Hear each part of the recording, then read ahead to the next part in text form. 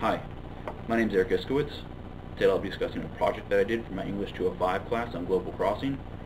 Essentially in this paper I argued that the actions of the Global Crossing executives could be considered unethical, and these unethical actions led to the bankruptcy of the company.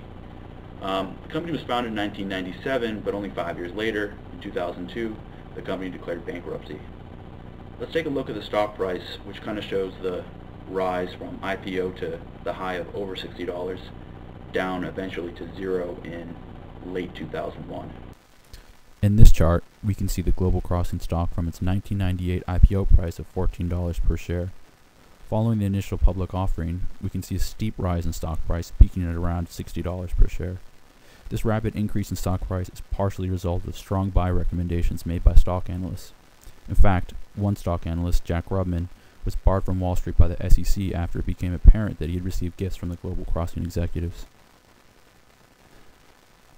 As this chart shows, the real trouble for Global Crossing started in 2001. Around this time, the public became aware that the Global Crossing executives had been inflating earnings through the use of questionable accounting practices. Not surprisingly, when this information became public, people began selling their shares. Interestingly, the company founder, Gary Winnick, was able to unload his shares just prior to this massive sell-off, and was able to personally walk away from the bankruptcy with over $700 million. This is a photo of Gary Winnick testifying before Congress after questions of insider trading arose following the collapse of Global Crossing. He denied any wrongdoing and claimed that he had no insider information prior to his stock sale. Although investigated by the SEC, Winnick was never convicted of any wrongdoing. When the Global Crossing CFO, Roy Olafson, testified before Congress, he claimed that Winnick had full knowledge of the earning manipulations.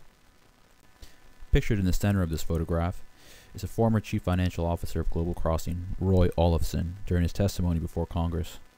While under oath, Olafson described the questionable accounting procedures that eventually led to the company's downfall. In his testimony, he also made a reference to the 10 million shares of stock sold by company founder Gary Winnick prior to the company's collapse.